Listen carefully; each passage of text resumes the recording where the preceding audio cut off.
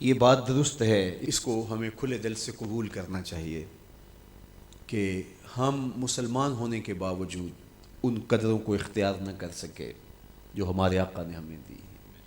اکبر الہآبادی نے کہا تھا مس پہ ہے اپنی نظر اور سیم ان کے ہاتھ میں.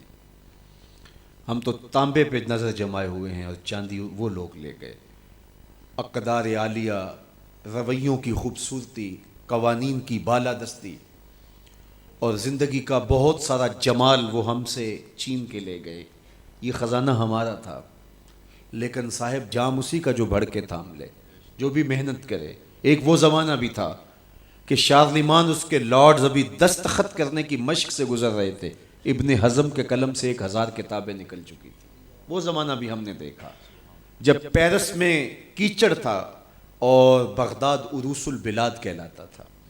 ہم نے وہ دور بھی دیکھا ہے جب وہ سواد آشنا بھی نہیں تھے، حرف آشنا بھی نہیں تھے، اور ہمارے منجم ستاروں پہ کمندے ڈالتے تھے.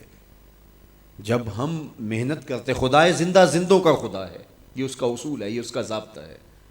لیکن جب ہم جو ہیں وہ پیچھے آ گئے تو انہوں نے آگے بڑھ کر جام تھام لیا. یہ بات میں ضرور کہوں گا، خیر کی قدریں جہاں بھی ہیں، کسی کفر کے معاشرے میں بھی ہیں، لیکن وہ پھوٹتی میرے حضور کے قدموں سے ہی ہیں.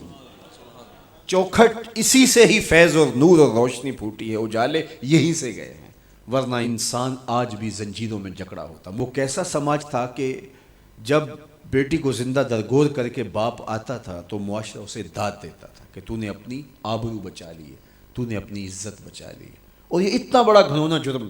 قیامت کے دن سب سے پہلا سوال نماز کا ہوگا، لیکن سب سے پہلا فیصلہ قتل کا ہوگا. دوسرے لفظوں میں یوں کہہ لیجئے، حقوق اللہ میں سب سے پہلے نماز کا سوال ہوگا، اور حقوق العباد میں سب سے پہلا فیصلہ جو ہے وہ قتل کا ہوگا. اور قتل میں بھی وہ بچیاں جو زندہ درگور کی گئی، ان کا مقدمہ پہلے لایا جائے گا. قرآن بتاتا ہے وَإِذَا الْمَوْءُودَةُ سُئِلَتْ بِأَيِّ ذَنبٍ قُتِلَتْ. قبروں میں گڑی ہوئی بچیاں اٹھائی جائیں گی، اللہ کی عدالت ہوگی، ان کے ظالم باپ کٹہرے میں کھڑے ہوں گے. اللہ ان بچیوں سے پوچھے گا بِأَيِّ ذَنبٍ قُتِلَتْ، تمہیں قتل کیوں کیا گیا؟ اب ان بچیوں کو تو پتہ ہی نہیں ہمیں کیوں قتل کیا گیا. ابھی آنکھ کھلنے نہیں پائی تھی کہ بند کر لی گئی، زبان بولنے نہیں پائی تھی کہ نوچ لی گئی، زندگی کا پھول ابھی کھلا ہی نہیں تھا کہ مرجھا گیا.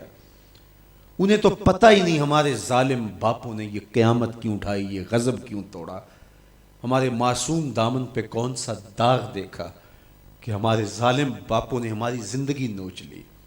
کہتے ہیں گڑھا کھودتے تھے، تاریخ پڑھیں، دل آج بھی خون کے آنسو روتا ہے.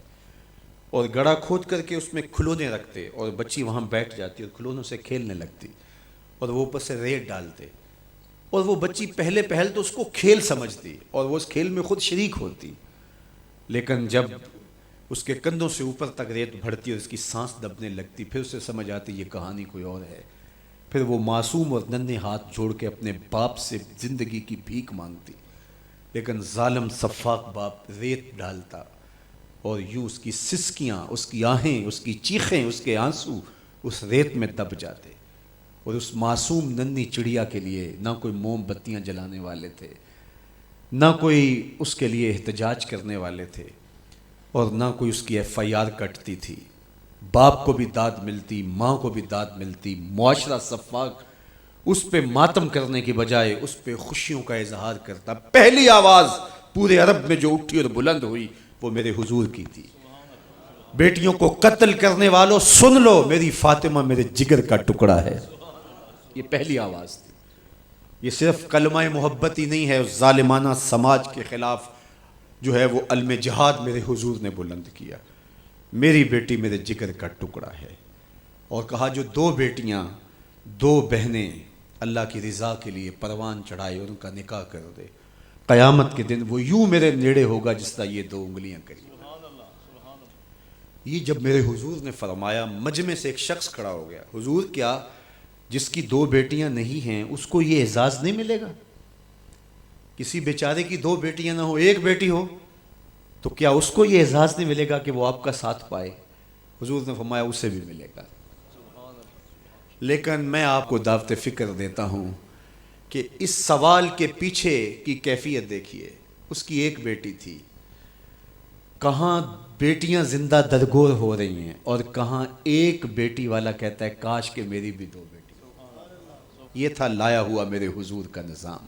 بیٹیوں والے فخر کرنے لگے کہ ہماری بیٹیاں، یہ ہماری بخشش کی ضمانت ہوگی، 2 بیٹیوں کا نکاح کر لو، بخشش کی ضمانت۔